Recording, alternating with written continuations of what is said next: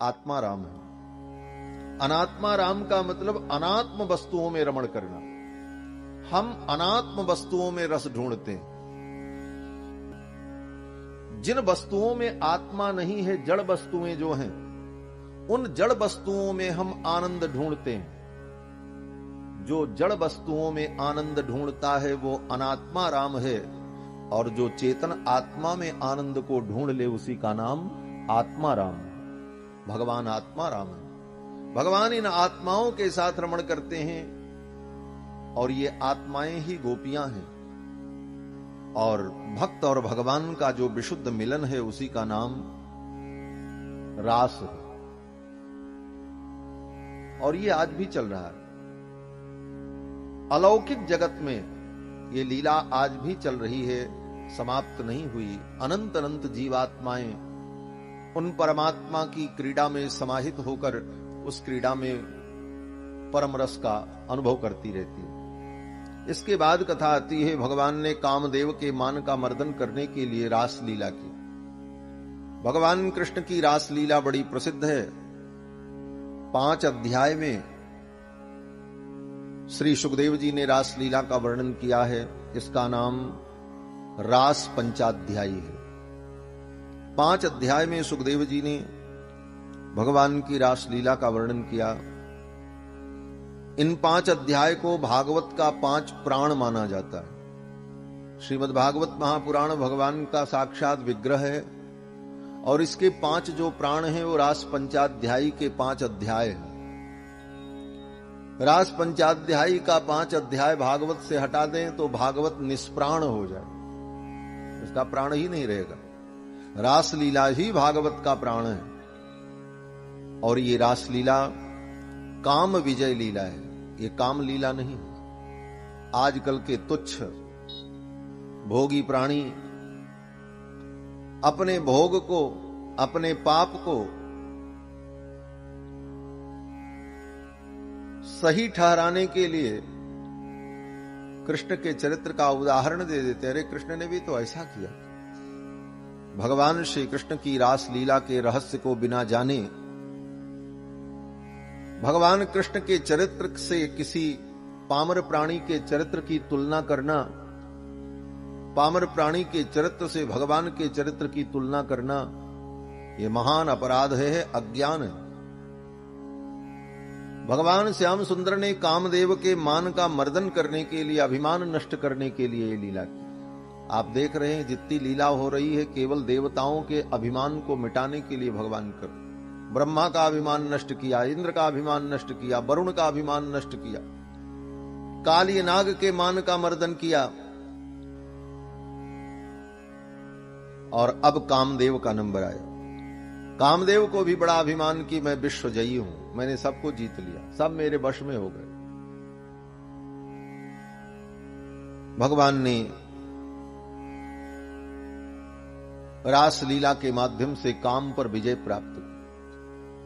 सुखदेव जी कहते हैं, शरद पूर्णिमा की रात्रि में जमुना के तट पर वंशी बट पर भगवान ने रास लीला करने का विचार किया और अपनी योग माया को आदेश दिया।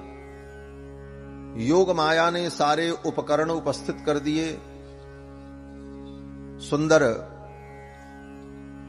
शरद पूर्णिमा की रात्रि में चंद्रमा अपने किरणों से पृथ्वी को आह्लादित करने लगे। सुंदर सुगंधित वायु प्रवाहित होने लगी। जमुना का कलकल प्रवाह एक अद्भुत संगीत स्वर छेड़ रहा था।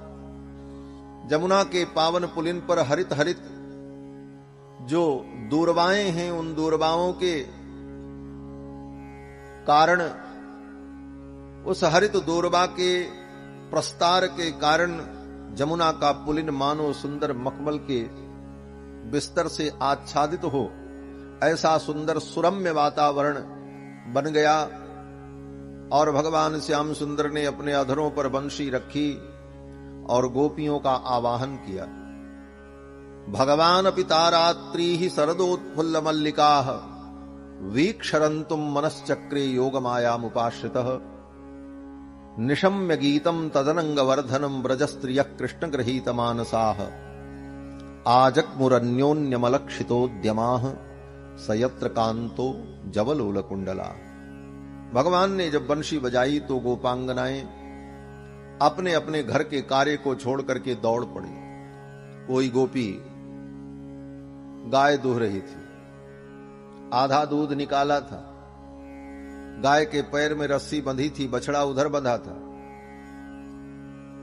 दूध का पात्र वहीं रख दिया और चल पड़ी। यह भी नहीं कि दूध भीतर ले जाकर रख दे, गाय के पैर की रस्सी छोड़ दे। बोले ना, इतना समय कहां था, उसी स्थिति में चल पड़ी। सुखदेव जी कहते हैं दुहंत्यो भी ययुः काश्चित दोहम हित्वा समुत्सुका। इतनी उत्सुकता हुई गोपियों को, दोह पात्र को वहीं छोड़ दिया, चल पड़ी। कोई गोपी अपने बच्चे को दूध पिला रही थी। पाययंत शिशून पयः, बच्चे को दूध पिला रही थी। बंशी की ध्वनि सुनाई पड़ी, भूखे बच्चे को बिस्तर पर फेंक दिया, चल पड़ी। कोई गोपी अपने घर में झाड़ू लगा रही थी। लिम्प्यन्त्यः प्रमृज्यन्त्यः अंजन्त्यः काश्च लोचने।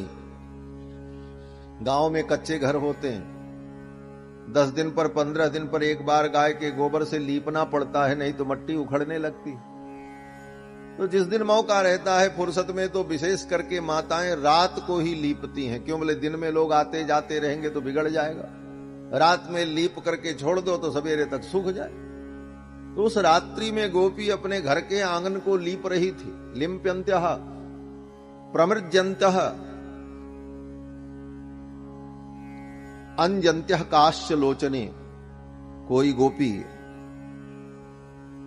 अपने आंखों में काजल लगा रही थी, श्रृंगार कर रही थी। उसी समय बंसी की ध्वनि सुनाई पड़ी, वैसे ही चल पड़ी गोपी। एक आंख में काजल लगाया था, दूसरे में लगाना बाकी था, ऐसे ही चल पड़ी। अंजन्त्यः काश्च लोचने। कोई गोपी अपने पति को भोजन करा रही थी।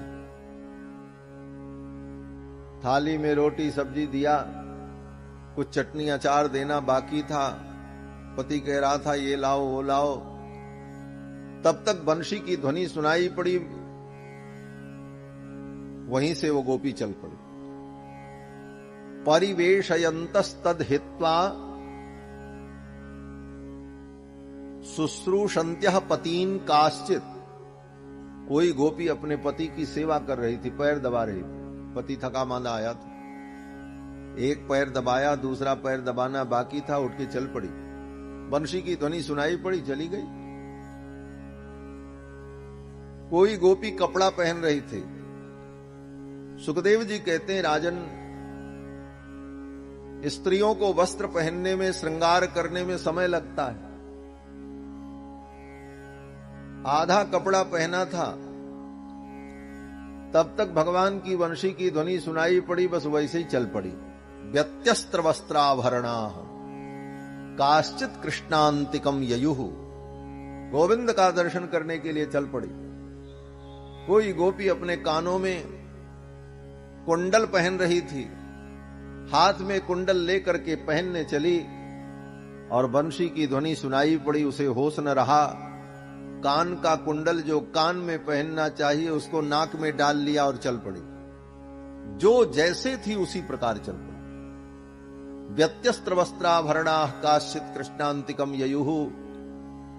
और जब गोपियां चली अपने अपने घर से, रात्रि के 12 बजे की यह घटना है। रात्रि के 12 बजे कोई स्त्री अपने घर से अचानक निकल करके चल पड़े और जिस स्थिति में हो, जैसे हो उसी प्रकार, स्वाभाविक है घर के पुरुष लोग पूछेंगे कहां जा रही हो। पति ने, भाई ने, पिता ने, जो घर के पुरुष थे उन सब ने रोका। तावार्यमाणा पतिभिः पितृभिः भ्रातृबंधुभिः। उनके पिता, बंधु, भाई जो थे उन लोगों ने रोका, कहां जा रही हो। गोपियों ने कहा जाने दो, मुझे मत रोको। घर के पुरुषों को लगा कि ये पागल हो गई, इसको दौड़ा पड़ रहा है, ये रात में घर छोड़कर कहां जा रही है इस स्थिति में। बहुत कहने पर भी जब गोपियां नहीं मानी, न निवर्तन्त मोहिताः। सुखदेव जी कहते हैं उनके कहने पर भी वो लौटने को तैयार नहीं हुई। न निवर्तन्त मोहिता।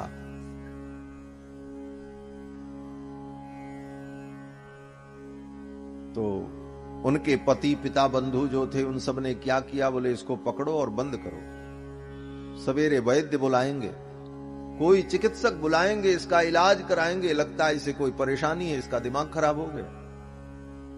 और उन पुरुषों ने उन गोपियों को घर में ले जाकर के बंद कर दी, जाने ही नहीं। अंतर्गृहगता काश्चित गोप्यो लब्ध विनिर्गमा। यही रासलीला का रहस्य है। कोई गोपी शरीर से रासलीला में गई ही नहीं। भागवत पढ़ लेना। उनके पति ने, परिवार के लोगों ने उन्हें पकड़ करके घर में बंद कर दिया। और जब बंद कर दिया,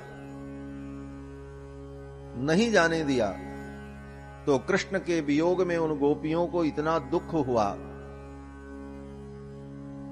सुखदेव जी कहते हैं, राजन, दुस्सह प्रेष्ठ विरह तीव्र ताप द्युता अशुभा।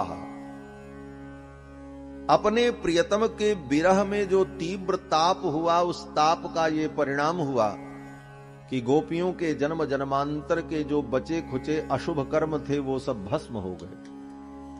गोपियों के अशुभ कर्म नष्ट हो गए।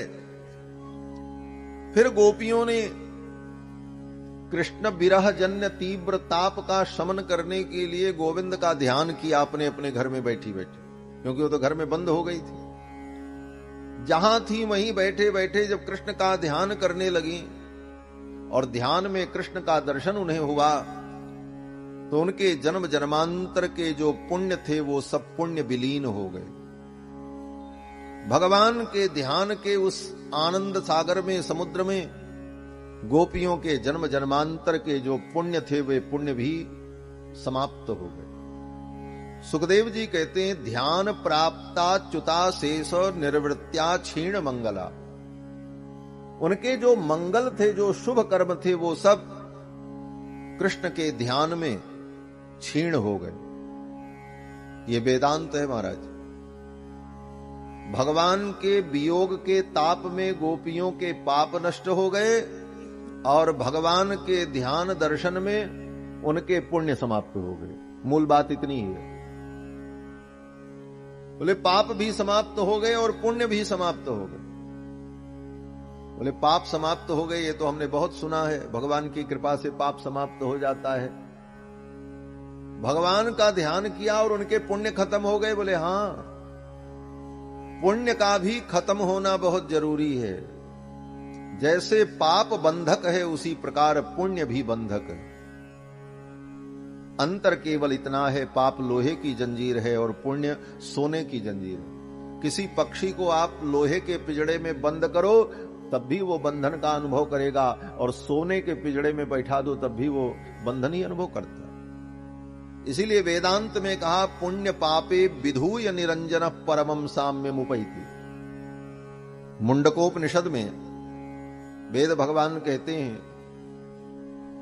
कि यदा पश्यः पश्यति रुक्म वर्णम, यह जीवात्मा जब उस सुवर्णमय तेजोमय परमात्मा का साक्षात्कार कर लेता है, तदा विद्वान पुण्य पापे विधूय, उस परमात्मा का अनुभव कर लेने पर, ज्ञान की प्राप्ति हो जाने पर क्या होता है? बोले यदा विद्वान पुण्य पापे विधूय, उसके पुण्य पाप दोनों समाप्त हो जाते। तब बोले निरंजनः परमम साम्यम उपैति, तब वो परम शांति को प्राप्त करता है, भगवान की समता को प्राप्त करता है और वो निरंजन हो जाता है। तो पुण्य पाप ये दोनों बंधन के कारण। बंधन क्या है? बोले देह बंधन। पुण्य पाप जब तक रहेगा तब तक ये देह रहेगा। बार बार पुण्य पाप के कारण देह मिलता रहेगा, छूटता रहेगा, और इस देह में आकर विविध पापों को, दुखों को और सुखों को हम भोगते रहेंगे। पाप पुण्य के कारण ही देह मिलता है। पुण्य होगा तो अच्छा देह मिलेगा, पाप होगा तो हीन देह प्राप्त होगा। और पुण्य पाप दोनों समाप्त हो जाएं तो देह बंधन खत्म हो जाए। पुण्य पापे विधूय। गोपियों का पुण्य समाप्त हो गया ध्यान में और पाप समाप्त हो गया भगवान के विरह ताप में। परिणाम ये हुआ गोपियां कर्म बंधन से मुक्त हो गई। सुखदेव जी कहते हैं, राजन तमेव परमात्मानं जार बुद्ध्यापि संगता जहुर्गुणमयम देहम सद्यः प्रक्षीण बंधना। गोपियां प्रक्षीण बंधना हो गईं, उनके देह बंधन समाप्त हो गए, उनका शरीर उनके घर में रखा रह गया और आत्म रूप से गोपियां रास मंडल में चली गई। ये लीला है कृष्ण की। कोई गोपी शरीर से रास मंडल में गई ही नहीं, उनका शरीर उनके घर में बिस्तर पर पड़ा रहा। आत्म रूप से देह बंधन से मुक्त होकर गोपियां रास मंडल में पहुंच गई। आप कहोगे महाराज ऐसा कैसे हुआ? तो राजा परीक्षित ने भी यही प्रश्न किया। राजा परीक्षित ने कहा सुखदेव जी से कि कृष्णम विदुः परम कांत नतु ब्रह्मतया मुने। कृष्ण को गोपियों ने अपना प्रियतम कांत समझा, नतु ब्रह्मतया मुने। कृष्ण को ब्रह्म और परमात्मा नहीं समझा गोपियों ने। गोपियां ये थोड़ी समझती थी कि ये परब्रह्म परमात्मा, गोपियां तो यही समझती थी ये हमारे प्रियतम हैं, हमारे कांत हैं। और इसी भाव से गोपियों ने भगवान को भजा। तो राजा परीक्षित शंका करते हैं कि कृष्णम विदुः परम कांत नतु ब्रह्मतया मुने। कृष्ण को परम कांत समझा गोपियों ने, ब्रह्म तो समझा ही नहीं। तो फिर गोपियों को ऐसी दिव्यता कैसे प्राप्त हो गई, देह बंधन मुक्त कैसे हो गई? तो सुखदेव जी ने उसका उत्तर दिया। सुखदेव जी ने कहा, राजन कृष्ण को कोई भगवान समझे न समझे, वो भगवान समझता है कि नहीं समझता है इसका मूल्य नहीं है, वो भगवान को भजता है इसका मूल्य है। अगर वो भगवान का भजन कर रहा है, उनका स्मरण कर रहा है, तो वो बंधन से मुक्त हो जाएगा। गोपियां भले भगवान को भगवान न मानती रहीं, लेकिन प्रेम तो भगवान से करती थी। तो भगवत तत्व की अपनी जो महिमा है वो महिमा रहेगी ही रहेगी। और गोपियां बंधन मुक्त होकर के रास मंडल में पहुंच गईं। उनका शरीर उनके घर में रखा रहा। दिव्य रूप से गोपियां रास मंडल में जब पहुंची आत्म रूप से, तो भगवान ने उनका स्वागत किया। भगवान ने कहा कि स्वागतम वो महाभागा प्रियम किम करवाणि वह। हे गोपांगनाओं, तुम्हारा स्वागत है, मैं तुम्हारे लिए क्या प्रिय कार्य करूं? गोपियों ने कहा, महाराज आपने रासलीला का आमंत्रण दिया था, इसलिए हम आई हैं। भगवान फिर उन गोपियों के साथ नृत्य करने लगे। बाहु प्रसार परिरंभ कराल कोरु नीवी स्तनालभन नर्म नखाग्रपातैहि क्षेल्यावलोक हसितैर ब्रज सुंदरीणाम उत्तम भयन रतिपतिम रमयांचकार। भगवान उन गोपांगनाओं के साथ नृत्य करने लगे, लीला करने लगे। लीला करते करते गोपियों को थोड़ा अभिमान हो गया।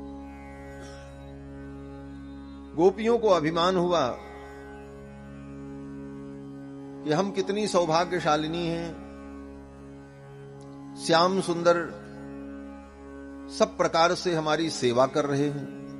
क्योंकि रासलीला में कोई गोपी जब थक जाए तो भगवान उसका श्रम निवारण करते। किसी गोपी को प्यास लगे तो भगवान अपने से पानी पिलाते उसे। उसके आभूषण टूट जाएं, श्रृंगार बिगड़ जाए तो भगवान स्वयं बैठ करके उसका श्रृंगार कर देते। पाटी पारत मांग संवारत अलक कपोलन साज। इन सब बातों को देखकर गोपियों के मन में थोड़ा मान आ गया। हम बड़ी सौभाग्यशालिनी हैं। गोपियों के इस मान को देखकर भगवान ने विचार किया, इनका मान समाप्त हो। तासाम तत्सौभग मदम वीक्षमानम च केशवः प्रसमाय प्रसादाय तत्रैवांतरधीयत। गोपियों के मान का प्रशमन करने के लिए भगवान वहीं रास मंडल में अंतर्धान हो गए। रासलीला चल रही थी, तब तक भगवान गायब। अब गोपियां व्याकुल हो गई, श्याम सुंदर कहां गए, ढूंढने लगी। बहुत ढूंढा, अंतरहिते भगवती सहसैव ब्रजांगना। भगवान के अंतरहित होते ही सहसा गोपियां व्याकुल होकर भगवान को ढूंढने लगी। कभी इधर दौड़े, कभी उधर दौड़े। वृक्षों से पूछा पागलों जैसी होकर, अरे पीपल तुमने मेरे श्याम सुंदर को देखा? अरे बट वृक्ष तुमने देखा? तुलसी से पूछा, वृंदावन है ना, वृंदावन है तुलसी, तुलसी का ही नाम है वृंदा, और वृंदा का जहां वन हो वो वृंदावन। तो तुलसी से पूछा। गोपियां बैठ गईं तुलसी के पास, और गोपियों ने तुलसी से कहा कि कश्चित तुलसी कल्याणी गोविंद चरण प्रिय। अय तुलसी कल्याणी, हे तुलसी तू तो कल्याण करने वाली है।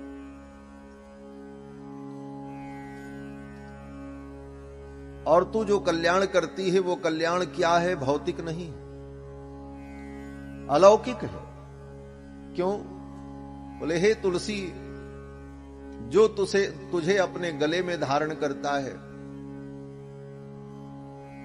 हे तुलसी जो तुम्हारी पूजा करता है,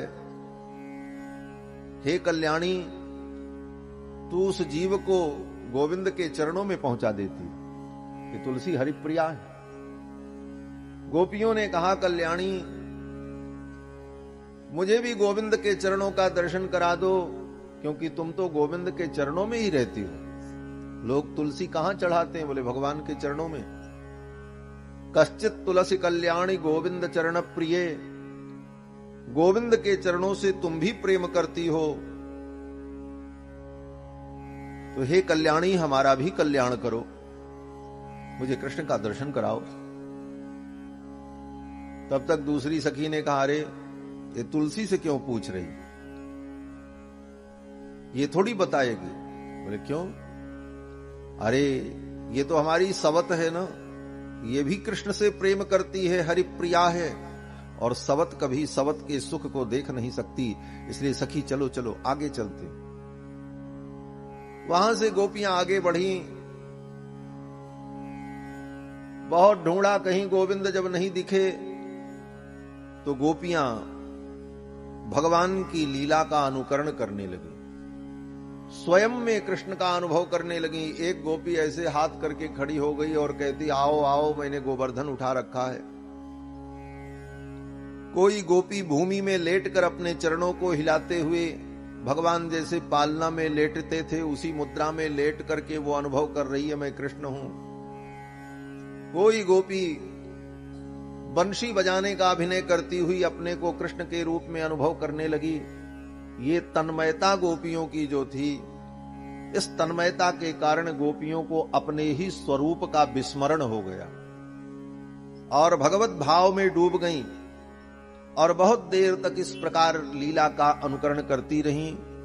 अचानक फिर उन्हें जब भगवान की याद आई तो फिर विरह कातर होकर जमुना के तट पर आईं, और जमुना के तट पर आकर सभी गोपियों ने एक सुंदर गीत गाया। इस गीत का नाम है गोपी गीत। श्रीमद् भागवत में 19 श्लोक इस गीत में है। भागवत में बहुत गीत हैं,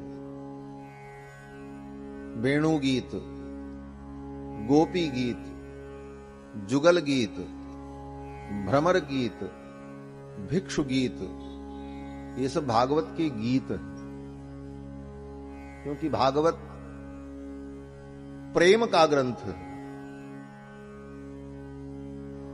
ये निष्काम प्रेम सिखाने वाला ग्रंथ है, और जहां प्रेम होता है वहीं गीत होता है। प्रेम और गीत का बड़ा अद्भुत संबंध है, इसीलिए गोपियों ने बहुत गीत गाए भागवत में। इस गीत का बड़ा महत्व है। गोपियां जब ढूंढ करके थक गईं, पूछ करके थक गईं, भगवान की लीलाओं का अनुकरण करके थक गईं और गोविंद नहीं मिले, तब अंत में गोपियों ने रो करके गीत गा करके भगवान को पुकारा तो भगवान आ गए। इसलिए भक्तजन कहते हैं सारे साधन भगवान को पाने के लिए तुम करो और वो निष्फल हो जाएं, लेकिन ये साधन निष्फल नहीं हो सकता, क्योंकि गोपियों ने जब रो करके पुकारा तो भगवान को आना पड़ा। इसीलिए आज भी कितने भक्त नित्य प्रति गोपी गीत को गा करके भगवान को सुनाते हैं। वैष्णव को इन सब चीजों को करना चाहिए। गोपी गीत को नित्य गा करके भगवान को सुनाना चाहिए। इसी भाव से हे गोविंद, जैसे गोपियां आपके वियोग में व्याकुल होकर रो रो करके आपको पुकारी तो आपको प्रकट होना पड़ा, उसी तरह मैं भी रो करके आपको इन्हीं शब्दों में पुकार रहा हूं। गोपी जैसा भाव मेरे अंदर नहीं है, गोपी जैसी स्थिति मेरे अंदर नहीं है, परंतु गोपी के अंदर जो चाह थी वही चाह मेरे अंदर भी है, लेकिन वो योग्यता मेरे अंदर नहीं है। इसलिए उन गोपियों के शब्दों में ही मैं आपकी स्तुति कर रहा हूं। इस भाव से नित्य प्रति भगवान को गोपी गीत गा करके सुनाना चाहिए। ये सब कथा केवल सुनने के लिए नहीं, कुछ जीवन में करने के लिए भी। सुन लिए चले गए हो गया, कुछ जीवन में ले करके जाएं। गोपी गीत, विष्णु सहस्त्र नाम, श्रीमद् भगवत गीता, इनका नित्य नियम से पाठ करते हुए भगवान को सुनाना चाहिए। गोपियों ने जो गीत गाया है, गोपी गीत बड़ा अद्भुत है। आइए इसका हम लोग गान कर लें। है तो संस्कृत में, लेकिन स्वर बड़ा मधुर है। आप श्रवण करेंगे, हम लोग इसे गा लें। भागवत है तो भागवत में गोपी गीत तो गाना ही गाना, और बाद में आपका भी मन करे गाने के लिए तो किताब लेकर के कभी बैठ जाना और यूट्यूब में इस प्रसंग को ढूंढ लेना, चला लेना और उसी स्वर में स्वर मिला करके धीरे धीरे पाठ का अभ्यास कर लेना। बोलो श्री सीता रामचंद्र भगवान की जय। जयति। यहां पर गोपियां जो कह रही हैं, भगवान के कथा की महिमा का भी वर्णन कर रही है इसी गीत में। गोपी कहती है तव कथामृतम तप्त जीवनम, हे कृष्ण तुम्हारी ये कथा जो है संसार से तपे हुए प्राणियों के लिए जीवन के समान। तप्त जीवन कपिभिरीडितम कल्मषापहम, बड़े बड़े कवियों ने इसकी स्तुति की है, इसे गाया है। समस्त पापों का नाश करने वाली आपकी जो कथा है, कपिभिरीडितम कल्मषापहम, श्रवण मंगलम, इसके सुनने मात्र से मंगल जीवन में आ जाता है। श्रवण मंगल श्रीमदाततम, और समस्त प्रकार के सुख सौख्य को देने वाली आपकी ये कथा। हे कृष्ण, मैं तो मानती हूं कि दुनिया में सबसे बड़ा कोई अगर दानी है इस दुनिया में, तो वो दानी है जो आपकी कथा का दान करता है। धन दान, अन्न दान देने वाले दुनिया में बहुत बड़े बड़े दानी होंगे, लेकिन जिसने भगवान की कथा का दान किया, उससे बड़ा दानी इस धरती पे कोई हो नहीं सकता। ये गोपियां कह रही, भुवि गृणन्ति ते भूरिदा जना, जो आपकी कथा का दान करते हैं उनसे बड़ा दानी इस दुनिया में कोई नहीं। क्यों बोले? दुनिया का सब दान नष्ट हो जाएगा। कोई आपको करोड़ों रुपए दे दे, एक दिन वो करोड़ों रुपए खत्म हो जाएगा।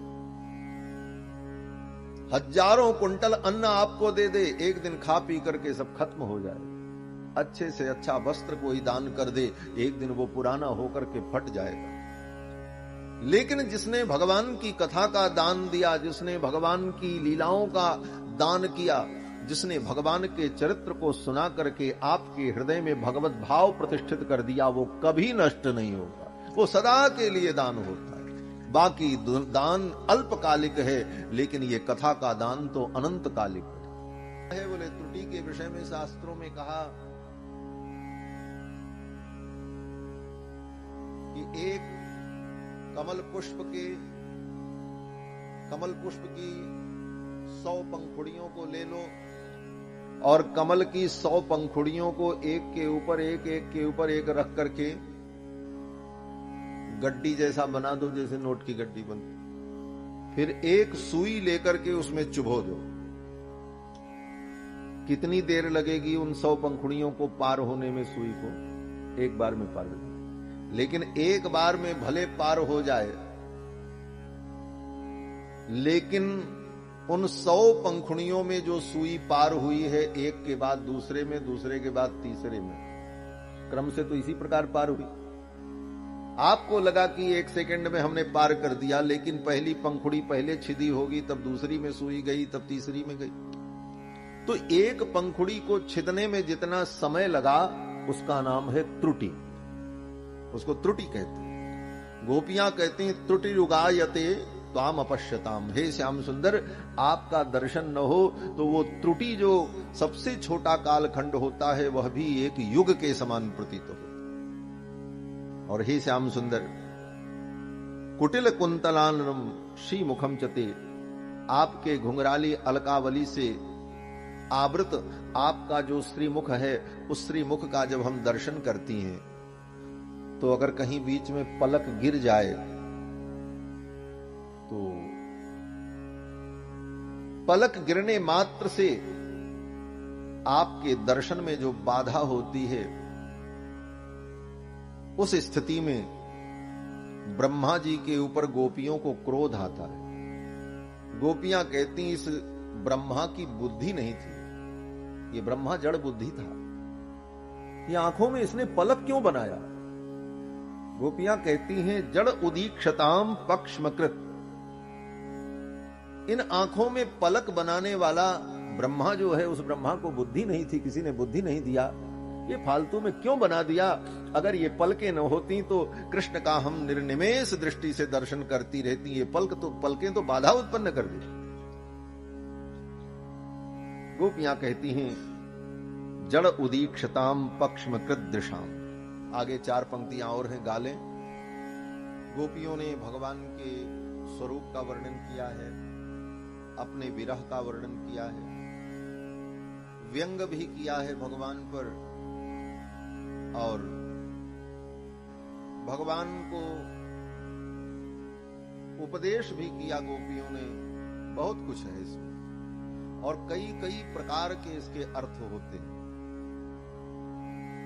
व्यंजनापरक अर्थ, लक्षणापरक अर्थ, अभिधापरक अर्थ, सब प्रकार के अर्थ इसमें होते हैं। अंत में गोपियों ने कहा, हे श्याम सुंदर, यत्ते सुजात चरणाम्बुरुहस्तनेषु भीताः शनैः प्रियदधीमहि कर्कशेषु तेना अटवी मटसि तद्व्यथतेन किंचित् कूर्पादिभिर्भ्रमति धीर भवदायुषान्न। आपके चरण कमल अत्यंत कोमल हैं, और उन चरण कमलों को जब मैं अपने हृदय में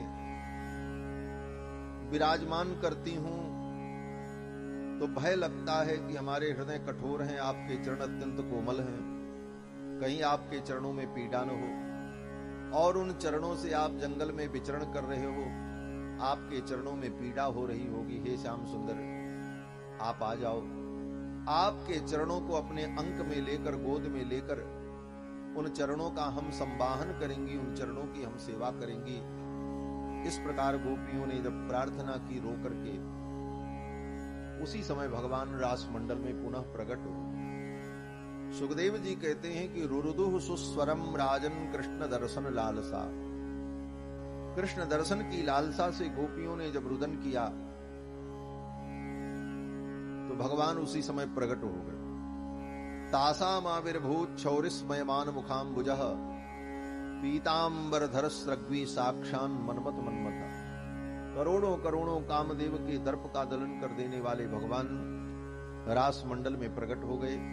फिर तो गोपियों ने भगवान को पकड़ लिया, कहीं फिर न भाग जाएं। किसी ने हाथ पकड़ा, किसी ने कंधे पर हाथ रखा, किसी ने कमर में हाथ डाला, और इस प्रकार सब गोपियों ने चारों तरफ से भगवान को पकड़ लिया।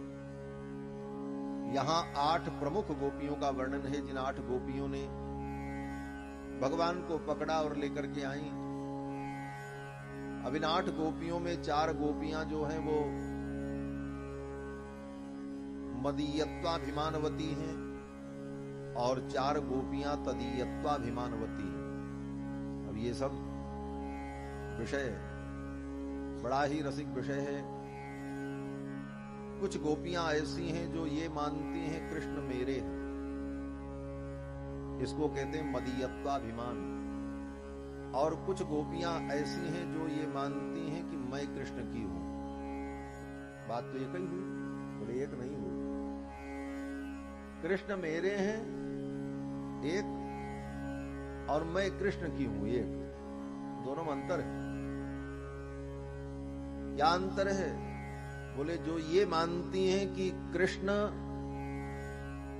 मैं कृष्ण की हूं, वो कृष्ण के आदेश का पालन करती हैं। वो जो ये सोचती हैं मैं भगवान कृष्ण की हूं, वो भगवान के इच्छा के अनुकूल चलती हैं। और जो गोपी ये मानती है कि कृष्ण मेरे हैं, वो कृष्ण पर शासन करती है, जैसे राधा रानी।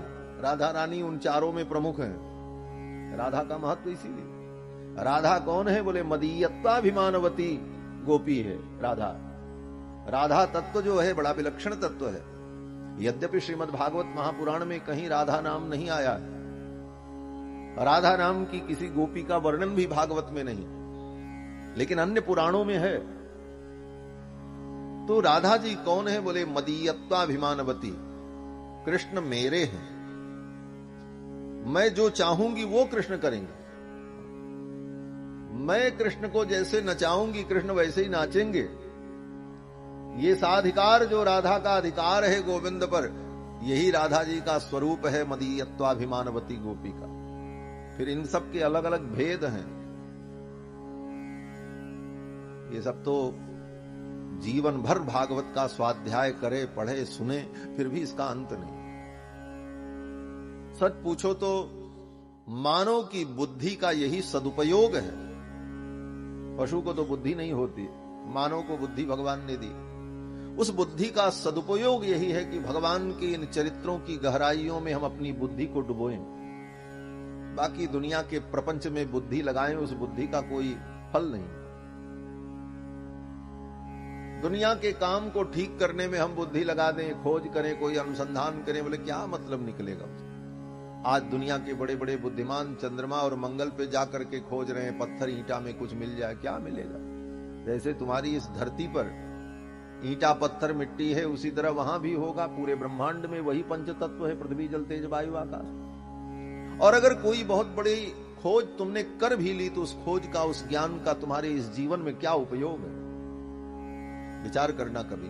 हम खंडन नहीं करते, ठीक है, दुनिया में सोच चलता रहे, लोग कर रहे हैं, अच्छी बात है। लेकिन जिस ज्ञान की ओर दुनिया भाग रही है, उस ज्ञान को पा लेने के बाद भी उस ज्ञान से क्या होने वाला है?